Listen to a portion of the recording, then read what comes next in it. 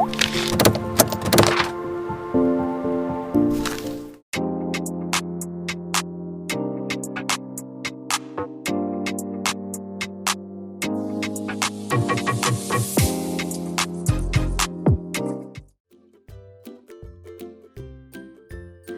so when I first came to the States 2 years ago, my first impression was that people walked really fast. I think it was transportation that surprised me the most when I first came here. It's very different from where I'm from because in Vietnam we all know traveling around in the city is a dangerous sport. It's very well organized. In the US, when you are like driving a car or whether you're walking on the street. What impressed me most is how people say hi to each other. So they actually say, "How are you?" instead of saying hi. And that is just something out politeness. That is just an expression. I didn't expect that to be that way because in Vietnam, when you say "How are you?" you actually care. I just finished my freshman year, so things are pretty well. It's not really hard to maintain a good GPA. You just really need to concentrate and keep your pace when you study and practicing. Is it difficult to maintain a balance between life and school?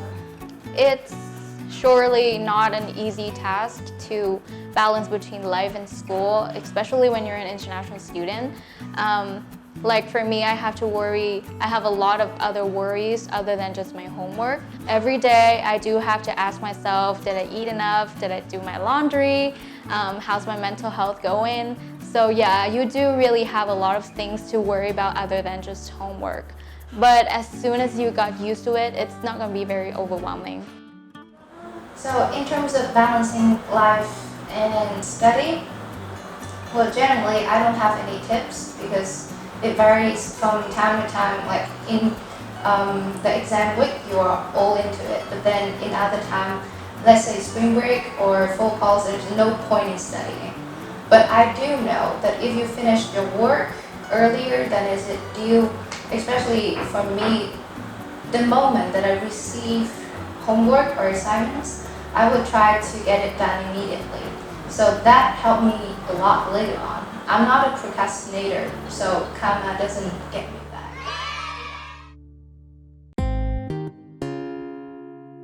Yeah, of course. I don't think anyone wouldn't because things that the way people talk, having conversation are very different because they're more open in a way that people are willing to share a lot more about their personal life.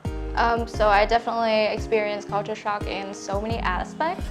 One of them being the language barrier. Believe it or not, no matter how hard you try to learn English grammars and vocabularies and all that jazz at school in Vietnam, Americans don't really use that in their daily conversations. After 8 years of learning English at home, at that time when I arrived at my college, I felt like I knew nothing about the language at all. Now I have to use English from the moment I wake up until the moment I go back to sleep. So how I dealt with this was, for the first few weeks, I record everything that to every class that I attend, and then I go back home and listen to the lecture to make sure that I don't miss any information. Well, when you go abroad, you can learn many things that you haven't learned, like culture. You can travel more. It's like travel, but study at the same time. But sometimes you can feel homesick. While I'm getting my freedom to discover myself, I'm also missing out on my family, especially when I have a very little brother who is just in kindergarten. I kind of miss him a lot, and then I feel like I was not there for his entire childhood, and that hurts. But everything has two sides. It's just which one that you picked. The advantage, there are a lot, and for me is the independence and the time that I spend on discovering myself. Because without detaching myself from my family, I will not be able to get a freedom to discover myself in the world. My parents say that I was more mature. I think I know how to work by myself. Before I came to the US, I relied mostly on my friends. I always asked them to help me with my homework, my work, I think. But when I came there, I had to do like everything on my own. Did you regret studying abroad at all? No, not at all. Not at all. I think I've never regretted it because whatever I did brought me to where I'm supposed to be. So It's really tough sometimes, but I'm tougher. No, just kidding. No, it's the truth.